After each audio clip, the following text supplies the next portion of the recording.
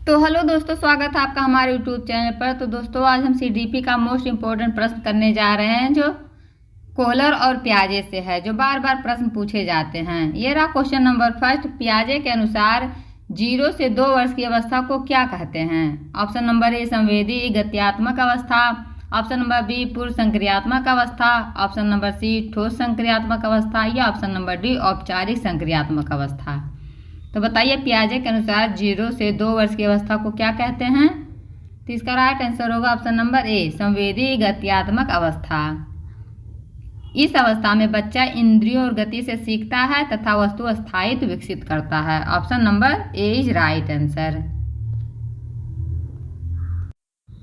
Question number दूसरा, Kohler के अनुसार सीखने की सर्वोत्तम प्रक्रिया क्या है? ऑप्शन नंबर ए अनुकरण, ऑप्शन नंबर बी अंतर्दृष्टि, ऑप्शन नंबर सी परीक्षा त्रुटि या ऑप्शन नंबर डी रटना।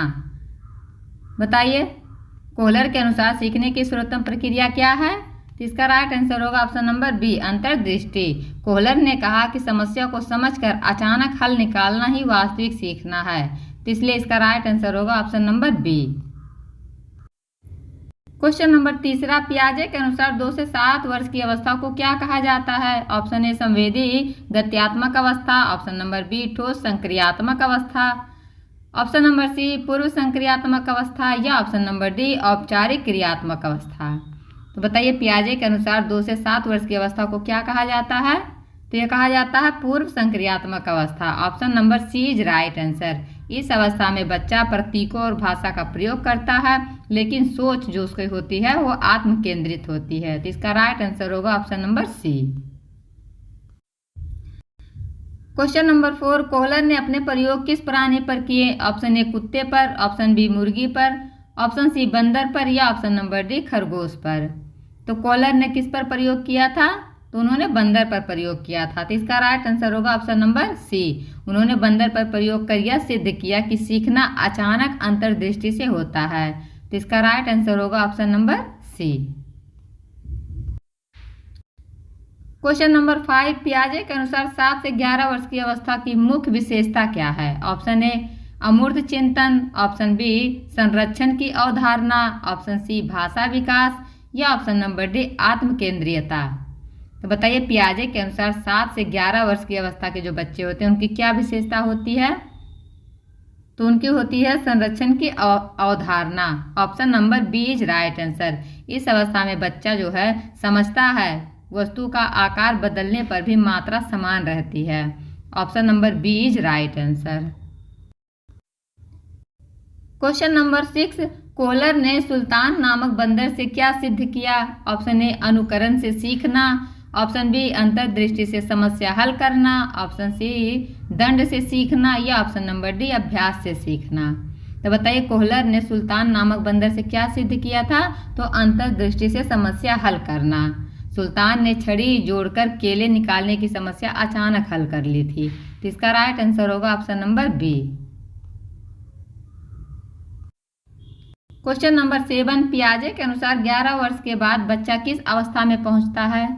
ऑप्शन ए औपचारिक संक्रियात्मक अवस्था, ऑप्शन बी ठोस संक्रियात्मक अवस्था, ऑप्शन सी पूर्व संक्रियात्मक अवस्था या ऑप्शन नंबर डी संवेदी गत्यात्मक अवस्था। बताइए पियाजे के अनुसार जो बच्चा 11 वर्ष है उसके बाद किस अवस्था में पहुंचता है? तो ये पहुंचता है औपचारिक संक्रियात्मक अवस्था में। इस अवस्था में बच्चा अमूर्त और वैज्ञानिक चिंतन करने लगता है। तो इसका राइट आंसर होगा option number A. Question number 8, Kohler के अनुसार सीखने का पहला चरण क्या होता है? ऑप्शन ए प्रयास करना, ऑप्शन बी समस्या को देखना, ऑप्शन सी समाधान मिल जाना या ऑप्शन नंबर डी अंतर्दृष्टि का अनुभव। तो बताइए कोहलर के अनुसार सीखने का पहला चरण क्या होता है? तो समस्या को देखना। Option number B is right answer. सीखने की शुरुआत तब होती है जब व्यक्ति समस्या को समझता है और पहचानता है। तो इसका राइट आंसर होगा ऑप्शन नंबर बी समस्या को देखना। ये रहा क्वेश्चन नंबर 9, पियाजे के अनुसार आत्मसात का अर्थ क्या है? ऑप्शन ए नई जानकारी को पुराने अनुभव से जोड़ना, ऑप्शन बी अनुभव को भूल जाना, ऑप्शन सी केवल अनुकरण करना या ऑप्शन नंबर डी रट कर सीखना। तो बताइए पियाजे के अनुसार आत्मसात का अर्थ क्या होता है?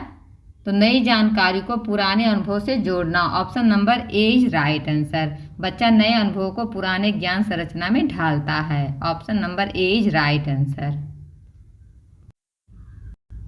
क्वेश्चन नंबर 11, पियाजे के अनुसार सामंजस्य का अर्थ क्या है? ऑप्शन ए मानसिक संरचना को नए अनुभव के अनुसार बदलना, ऑप्शन बी अनुभव को अस्वीकार करना, ऑप्शन सी पुरानी जानकारी को दोहराना, या ऑप्शन नंबर डी रटने की प्रक्रिया।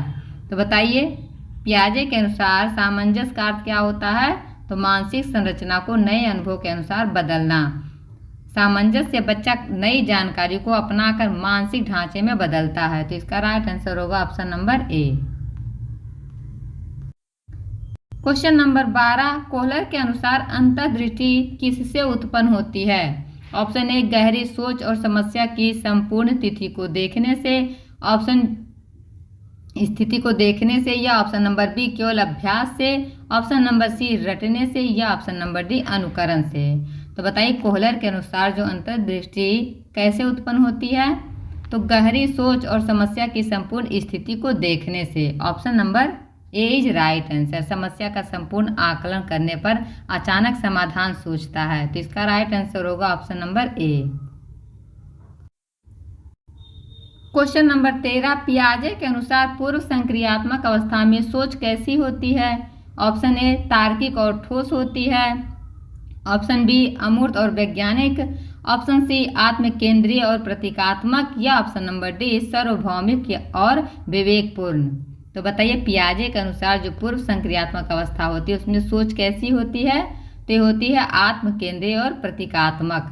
इस अवस्था में बच्चा प्रतीकों का प्रयोग करता है और केवल अपने दृष्टिकोण को मानता है।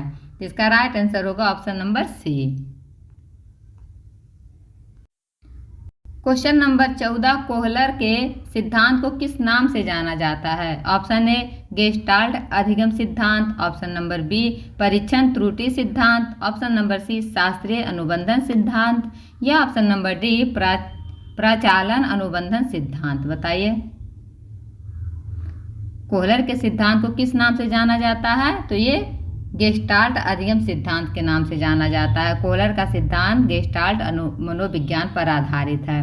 तो इसका राइट आंसर होगा option number A. Question number 15, पियाजे के अनुसार ठोस संक्रियात्मक अवस्था में बच्चा क्या सीखता है? ऑप्शन ए भाषा और प्रतीक, ऑप्शन बी अमूर्त चिंतन, ऑप्शन सी ठोस वस्तुओं पर तार्किक सोच, या ऑप्शन नंबर डी केवल अनुकरण। बताइए, पियाजे के अनुसार ठोस संक्रियात्मक अवस्था में बच्चा क्या सीखता है? तो ठोस वस्तुओं पर तार्किक सोच। Option number C is right answer. इस अवस्था में बच्चा ठोस स्थितियों में तार्किक रूप से निर्णय ले सकता है। तो इसका राइट आंसर होगा ऑप्शन नंबर सी, ठोस वस्तुओं पर तार्किक सोच। क्वेश्चन नंबर 16, कोहलर के अनुसार समस्या समाधान में क्या सबसे आवश्यक है? ऑप्शन नंबर ए प्रयास और भूल, ऑप्शन नंबर बी स्थिति की संपूर्णता को देखना, ऑप्शन सी दंड और पुरस्कार, या ऑप्शन नंबर डी अनुकरण। तो बताइए, इसका राइट आंसर क्या होगा? कोहलर के अनुसार समस्या समाधान में क्या सबसे आवश्यक है? तो गेस्टाल्ट सिद्धांत के अनुसार संपूर्ण स्थिति को समझकर ही अंतर्दृष्टि उत्पन्न होती है। तो इसका राइट आंसर होगा स्थिति की संपूर्णता को देखना। Option number B is right answer. Question number 17, पियाजे के अनुसार संवेदी गत्यात्मक अवस्था में सबसे महत्वपूर्ण उपलब्धि क्या है? ऑप्शन ए संरक्षण, ऑप्शन बी आत्म केंद्रीयता, ऑप्शन नंबर सी वस्तु स्थायित्व, या ऑप्शन नंबर डी अमूर्त चिंतन। बताइए, पियाजे के अनुसार जो संवेदी गत्यात्मक अवस्था होती है इसमें सबसे महत्वपूर्ण उपलब्धि क्या होती है? तो बच्चा सीखता है कि वस्तु सामने हो तब भी वह उसको अस्तित्व बना लेता है। अगर उसके सामने कोई सामान नहीं है फिर भी उसका चित्र उसके दिमाग में बैठ जाता है। तो इसका राइट आंसर होगा ऑप्शन नंबर सी वस्तु स्थायित्व। Option number C is right answer. Question number 18, Kohler के सिद्धांत का शैक्षिक महत्व क्या है? ऑप्शन ए बच्चों को रटवाना, ऑप्शन बी समस्या समाधान कौशल विकसित करना, ऑप्शन सी केवल अनुशासन पर बल देना, या ऑप्शन नंबर डी अनुकरण करवाना। तो बताइए, कोहलर के सिद्धांत का शैक्षिक महत्व क्या होना चाहिए? तो समस्या समाधान कौशल विकसित करना। Option number B is right answer. शिक्षा में बच्चों को सोचने और समस्या हल करने के अवसर देने चाहिए। तो इसका राइट आंसर होगा option number B. Question number 19, पियाजे का सिद्धांत किस विकास से संबंधित है? ऑप्शन ए भाषा विकास से, ऑप्शन बी नैतिक विकास से, ऑप्शन सी संज्ञानात्मक विकास से, या ऑप्शन नंबर डी सामाजिक विकास से। तो बताइए पियाजे का सिद्धांत किस विकास से संबंधित है? तो ये संज्ञानात्मक विकास से संबंधित है। पियाजे ने संज्ञानात्मक विकास के चरणों की व्याख्या की है। तो इसका राइट आंसर होगा option number C. Question number 20, Kohler के अनुसार अंतर्दृष्टि कब आती है? ऑप्शन नंबर ए धीरे धीरे, ऑप्शन नंबर बी बार बार प्रयास से, ऑप्शन सी अचानक समस्या हल हो जाने पर, या ऑप्शन नंबर डी अनुकरण से। तो बताइए इसका राइट आंसर क्या होगा? तो इसका राइट आंसर होगा अचानक समस्या हल हो जाने पर। Option number C is right answer. अंतर्दृष्टि में समाधान अचानक और पूर्ण रूप से मिलता है। तो इसका राइट आंसर होगा ऑप्शन नंबर सी। ये रहा क्वेश्चन नंबर 21, पियाजे के अनुसार शिक्षा का आधार क्या होना चाहिए? ऑप्शन ए बच्चों की सक्रियता और अनुभव, ऑप्शन नंबर बी केवल शिक्षक का व्याख्यान, ऑप्शन नंबर सी अनुशासन और दंड, ऑप्शन नंबर सी रटवाने की प्रक्रिया। बताइए पियाजे के अनुसार शिक्षा का आधार क्या होना चाहिए? तो बच्चों की सक्रियता और अनुभव। Option number A is right answer, क्योंकि बच्चा सक्रिय भागीदारी से सीखता है, यही शिक्षा का आधार होना चाहिए। तो इसका राइट आंसर होगा option number A. Question number 22, Kohler के प्रयोग ने किस सिद्धांत को खारिज किया? ऑप्शन ए गेस्टाल्ट मनोविज्ञान, ऑप्शन नंबर बी परीक्षण त्रुटि अधिगम, या ऑप्शन नंबर सी संज्ञानात्मक विकास, या ऑप्शन नंबर डी नैतिक विकास। तो बताइए कोहलर के प्रयोग ने किस सिद्धांत को खारिज किया था? तो कोहलर ने दिखाया कि सीखना केवल प्रयास त्रुटि से नहीं बल्कि अंतर्दृष्टि से भी होता है।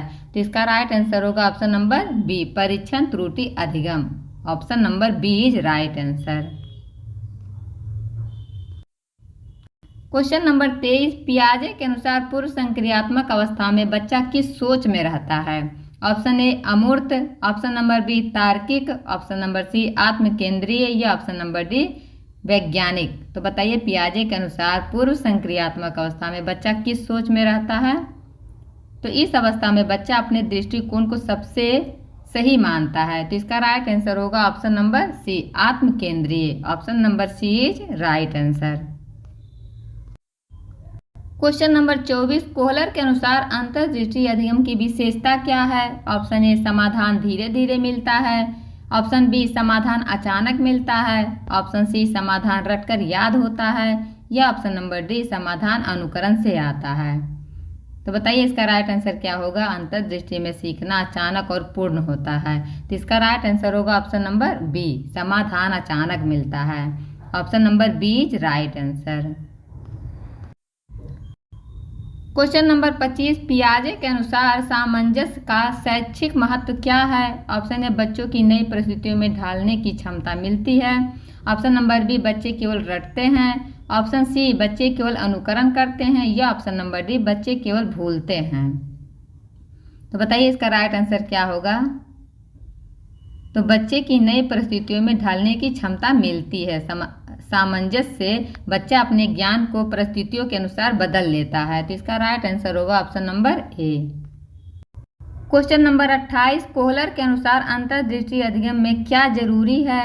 ऑप्शन ए प्रयास त्रुटि, ऑप्शन बी स्थिति का पूर्ण अवलोकन, ऑप्शन नंबर सी दंड पुरस्कार, या ऑप्शन नंबर डी रटना। तो कोहलर के अनुसार अंतर्दृष्टि अधिगम में क्या जरूरी होता है? तो पूरी स्थिति देखने पर अचानक समाधान सोचता है। तो इसका राइट आंसर होगा ऑप्शन नंबर बी स्थिति का पूर्ण अवलोकन। Option number B is right answer. Question number 29, पियाजे के अनुसार शिक्षा कैसी होनी चाहिए? ऑप्शन ए बच्चे के विकास स्तर के अनुरूप, ऑप्शन बी केवल शिक्षक केंद्रित, ऑप्शन सी केवल अनुशासन आधारित, या ऑप्शन नंबर डी केवल परीक्षा उन्मुख। तो पियाजे के अनुसार शिक्षा कैसी होनी चाहिए? पियाजे ने कहा कि शिक्षा बच्चों की मानसिक क्षमता और स्तर के अनुसार होनी चाहिए। तो तो इसका राइट आंसर होगा ऑप्शन नंबर ए, बच्चों के विकास स्तर के अनुरूप। Option number A is right answer. Question number 30, Kohler का शैक्षिक संदेश क्या है? ऑप्शन ए, बच्चों को सोचने और समस्या हल करने के अवसर देना। ऑप्शन बी, बच्चों को रटवाना। ऑप्शन सी, बच्चों को दंडित करना। या ऑप्शन नंबर डी, बच्चों को अनुकरण कराना। तो इसका राइट आंसर होगा ऑप्शन नंबर ए, बच्चों को सोचने और समस्या हल करने के अवसर देना। शिक्षक को बच्चे में स्वतंत्र सोच और समस्या समाधान क्षमता विकसित करनी चाहिए। तो इसका राइट आंसर होगा ऑप्शन नंबर ए। तो दोस्तों, आपको वीडियो कैसा लगा कमेंट बॉक्स में जरूर बताइएगा और आपने कितने प्रश्न सही किए हैं ये भी लिखिएगा। फिर मिलते हैं अगली वीडियो में, तब तक के लिए बाय बाय।